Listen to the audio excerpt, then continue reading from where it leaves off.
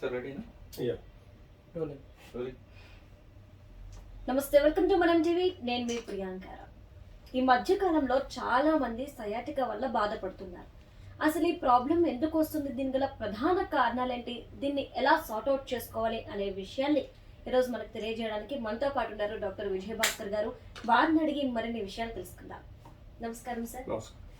Sir, అసలు sciatica అంటే ఏంటి, ఇది రావడానికి ప్రధాన కారణాలు ఏంటి సార్? అబ్సల్యూట్లీ, మనకు రోజు వచ్చే నడుము నొప్పులలో షియాటికా కారణంగా మనకు నడుములో నుంచి కాలు వెనక భాగం వరకు అంటే వేళ్ళ కొనల వరకు వచ్చే నరువు ప్రాబ్లం, న్యూరోపతిక్ పెయిన్ అంటాం దాన్ని. షియాటిక్ న్యూరోపతిక్ పెయిన్ అంటే అది ఒక తాడు లాంటి దొడ్డు నరము మన బటక్లో నుంచి కింది కాలు కొనల వరకు కనెక్ట్ చేస్తుంది. అది మోటార్ అండ్ సెన్సరీ నర్వ్స్ని అంటే స్పర్శ తెలిసేది, అలాగే కండరాల్లో బలాన్ని పెంచే మెయింటైన్ చేసే నరం, బ్రెయిన్ నుంచి స్టిమ్యులేషన్స్ కానీ ఇన్స్ట్రక్షన్స్ కానీ ఇచ్చే ఒక దొడ్డు నరం. ఈ నరం అన్నది మనకు ఎముకల నుంచి పోతుందండి. ఎక్కువగా చూడండి మీరు, ఇది వెనుపూసనండి. వెనుపూసలో మనకు 5 ఎముకలు ఉంటాయి. లంబార్ వర్టిబ్రే అంటాం. 1, 2, 5 ఎముకలు లంబార్ వర్టిబ్రే, 1 సాక్రల్ వర్టిబ్రే అంటాం. సో మనకు బ్రెయిన్ నుంచి వెన్నుపూస అంటే వెన్నుపాము అంటాము. ఈ వెన్నుపాము ఇది ఈ ఎల్లో కలర్లో ఉండే వెన్నుపూస. ఈ వెన్నుపూస ఈ బోన్ సందులో ఒక కెనాల్ ఉంటుంది. ఆ కెనాల్లో నుంచి మన కింది కొన వరకు కూడా పాస్ అవుతుంది, అంటే కింది నరాల వరకు కూడా ఇది పాస్ అవుతుంది. దీనికి రైట్ సైడ్ ఒక నరము, లెఫ్ట్ సైడ్ ఒక నరం మనకు కనబడుతుంది. ఈ రైట్ సైడ్ లెఫ్ట్ సైడ్ నరాలే మనకు రూట్స్ అంటాం. అంటే మనకు ఎప్పుడైతే ఇప్పుడు సపోజ్ ఎలక్ట్రిక్ మీటర్ ఉంటుంది, అలాగే స్విచ్ బోర్డ్ ఉంటుంది, ఫ్యాన్ ఉంటుంది. So for example electric meter నుంచి వచ్చే కేబుల్ ఇది అనుకోండి, బ్రెయిన్ నుంచి కిందికి స్విచ్ బోర్డ్ వరకు వచ్చే కేబుల్ లాంటిది ఈ వెన్నుపూస. ఈ స్విచ్ బోర్డ్ నుంచి మన కండరాల కొనలకి, ఏళ్ల కొనలకి పాకే నరము ఈ రూట్ అంటాం. ఈ రూట్స్ అన్నీ అంటే ఈ 5-6 కెనాల్స్ నుంచి వచ్చే రూట్స్ ప్లస్ సాక్రల్ ఈ బోన్ నుంచి వచ్చే అన్ని నరాలను కలిపి చెప్పుకునేదే షియాటిక్ నర్వ్. చూడండి, ఇది చాలా లావుగా ఉంటుంది, తాడులాగా హెవీగా ఉంటుంది. ఇది మన బటక్లో నుంచి, మన వెనక సైడ్ నుంచి బటక్ నుంచి కింది కాలు వరకు సప్లై చేస్తుంది. సో ప్రాక్టికల్గా షియాటిక్ నర్వ్ పెయిన్ ఎందుకు వస్తుంది అంటే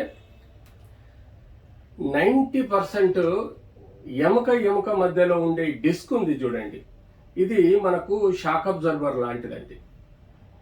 ఈ 2 ఎముకల మధ్యలో ఉండే డిస్క్ షాక్ అబ్జర్వర్ లాంటిది. మనం ఇలా ఎగిరి దుంకినా, ఎప్పుడైనా పడ్డా, ఏదైనా యాక్టివిటీ స్పోర్ట్స్ యాక్టివిటీ చేసినా ఈ 2 ఎముకల మధ్యలో ర్యాపిడిటీ అంటే ఫ్రిక్షన్ ఉండకుండా ప్రొటెక్ట్ చేసే ఈ డిస్క్ మనల్ని ఒక షాక్ అబ్జర్వర్లో మనకు ఆయిల్ సీల్ ఉంటుంది, లోపల ఆయిల్ ఉంటుంది, రింగ్ ఉంటుంది, ప్లస్ కవర్ ఉంటుంది. అలాగే దీనిలో కూడా ఈ డిస్క్లో కూడా చుట్టూ లిగమెంట్ ఫైబర్ ఉంటుంది, మధ్యలో జెల్ ఉంటుంది.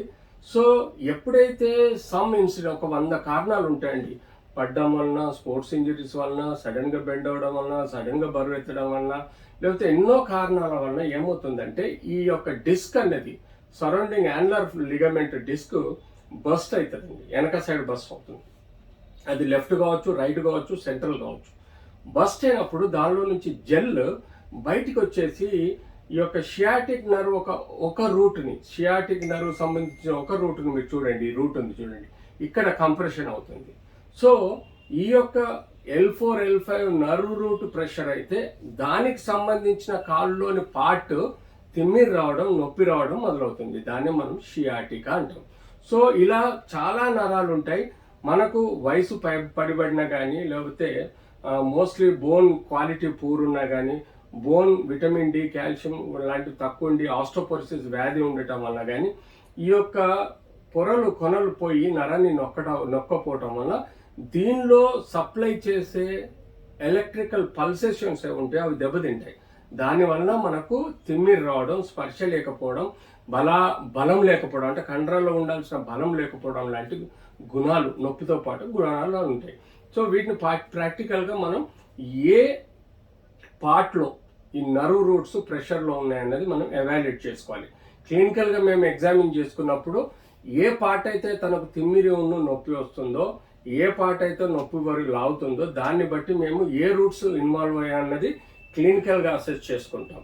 సో మనకు షియాటికా మెయిన్గా డిస్క్ ప్రొలాప్స్ ఒకటి ఉంటుంది, ఆస్టోపోరోసిస్ ఉంటుంది, స్పాండిలోలిసిస్ వల్ల రావచ్చు, అంటే ఈ ఎముక ముందుకు వెనకాల జారిపోవటం వల్ల కావచ్చు, స్పాండిలైటిస్ అంటే ఈ జాయింట్స్ మధ్యలో చెడిపోవటం వలన, రిలేషన్ చెడిపోవటం వలన స్పాండిలైటిస్ డెవలప్ అవ్వచ్చు.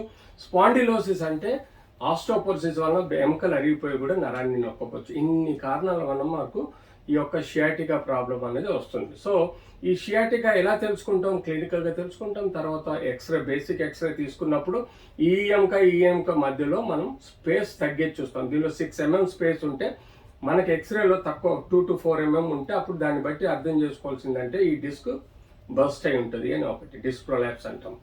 రెండోది మనము దీన్ని ఇంకా కన్ఫర్మ్ చేసుకోవాలంటే సిటీ స్కాన్ కానీ ఎంఆర్ఐ కానీ తీసుకుంటే ఎగ్జాక్ట్లీ ఎక్కడ డిస్క్ బస్ట్ అయింది, ఎక్కడ నరాన్ని నొక్కుతుంది, ఎక్కడి వరకు నరం తీపి పెరిగింది, అలాగే ఎన్ని డిస్కులు బస్ట్ అయినాయని క్లియర్గా మనకు ఎంఆర్ఐలో తెలిసిపోతుంది. దీనికి తోడు ఎంత పర్సెంటేజ్ ఆఫ్ ప్రెషర్ ఉంది, 25% ఉందా, 50% ఉందా, 75% ఉందా, 100% ఉందా, దీన్ని బట్టి కూడా మనము ట్రీట్మెంట్ ప్లాన్ చేసుకోవచ్చు. 25-50% వరకు వీలైనంత వరకు మనం బెడ్ రెస్ట్, ఫిజియోథెరపీ, మెడిసిన్స్, కొన్ని ఎక్సర్సైజెస్, కొన్ని జాగ్రత్తలు చెప్తామండి. అంటే ఉండే పద్ధతులు నేర్చుకోవడానికి చెప్తాం. రెండోది 75% కన్నా అబౌవ్ ఉంటే యూజువల్గా complete bed rest, local injections కూడా ఇస్తాం మేము. స్టెరాయిడ్ ఇవ్వచ్చు, పిఆర్పిస్ ఇవ్వచ్చు. తద్వారా కూడా లోకల్గా డ్యామేజ్ అయింది హీల్ అవ్వడానికి కేర్ తీసుకోవచ్చు. అలా మనం స్టేజ్ 3లో చేస్తాం. స్టేజ్ 4లో ఇంకా నడవలేను, 6 నెలల నుంచి అన్ని వైద్యం తీసుకున్నా లాభం లేదు, నాకు కష్టము అని అనుకోవడం. రెండోది ఎంఆర్ఐలో కంప్లీట్ నరాన్ని ఒత్తిడిలోనే మూత్రము, టాయిలెట్ కంట్రోల్ కాకుండా పోవడం, మొత్తం స్పర్శ లేకుండా పోవడం. మూడోది నడవలేని పరిస్థితి, కాలు ఎత్తలేని పరిస్థితి, వేళ్ళు ఆడించలేని పరిస్థితి ఉంటే తప్పనిసరి పరిస్థితిలో ఈ డిస్క్ని కానీ ఈ షియాటికా ప్రాబ్లం తగ్గించడానికి ఈ డిస్క్ ఎక్టమీ అనే సర్జరీ చేయడం జరుగుతుంది. ఈ డిస్కెక్టమీ అనే సర్జరీ లేజర్ ద్వారా ఉంది, మైక్రోస్కోపిక్ ఉంది, మ్యాక్రోస్కోపిక్ ఉంది. అంతేకాకుండా ఓపెన్ లామినెక్టమీ, డిస్కెక్టమీ చేయడం వల్ల ఈ డిస్క్ని క్లియర్ చేసేసి నరాన్ని ఫ్రీగా చేస్తే తద్వారా కూడా మనకు ఈ షియాటిక్ పెయిన్ అనేది తగ్గుద్ది. సింపుల్గా మనం మెడను పట్టేసుకుంటే ఊపిరి ఆడదు, అలాగే ఈ నరాన్ని ఈ డిస్క్ పట్టుకోవటం వల్ల ఆ నరం పనిచేయదు. ఈ కాన్సెప్ట్ బయోమెకానికల్ కాన్సెప్ట్. దీనికి కేవలం మందులు ఇస్తే తగ్గేది కాదు 100% ప్రాబ్లంలో. So surgery, the biomechanical surgery is the only procedure where sciatic pain problem మనం సాల్వ్ చేయొచ్చు. నెక్స్ట్ ఏంటి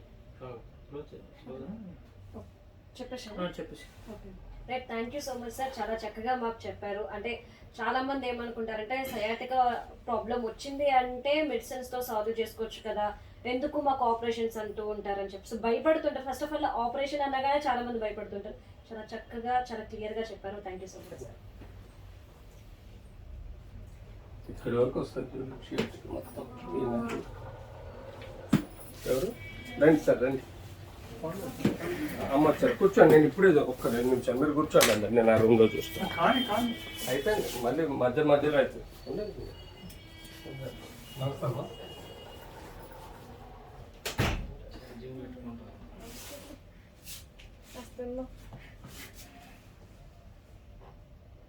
అయిపోయినాయా బిస్కెట్స్?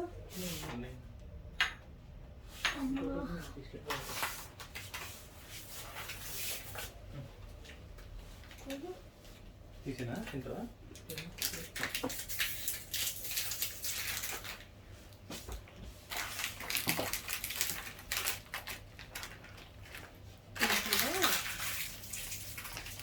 నాకైతే 1:30కే అవుతుంది, 2 అవుతుంది.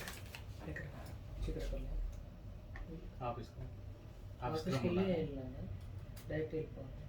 ఫోన్ చేద్దాం.